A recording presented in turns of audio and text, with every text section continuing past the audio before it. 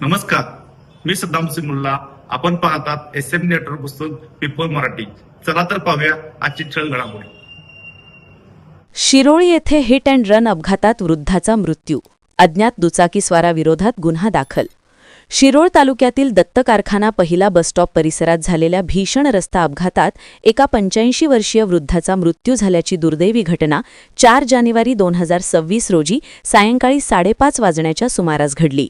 अज्ञात मोपेड मोटारसायकलस्वाराने भरधाव व निष्काळजीपणे वाहन चालवत वृद्धास जोराची धडक दिली व अपघातानंतर घटनास्थळी न थांबता फरार झाला. या अपघातात मयत झालेले वृद्ध महादेव भाऊसो पाटील वय 85 राहणार पाटील मळा मौजे आगर ताला शिरोळ हे रस्ता ओलांडत असताना अज्ञात दुचाकीस्वाराने त्यांना धडक दिली. धडकेनंतर ते रस्त्यावर पडले असता त्यांच्या डोक्याला गंभीर दुखापत झाली.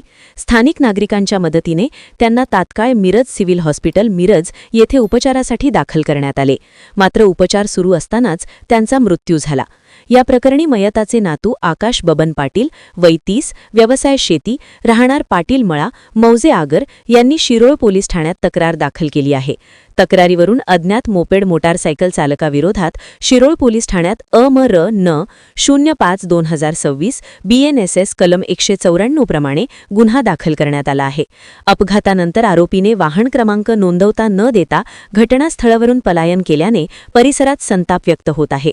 सदर प्रकरणाचा प्राथमिक तपास पूर्ण करण्यात आला असून पुढील तपास पोलीस हेड कॉन्स्टेबल काळेल करीत आहेत.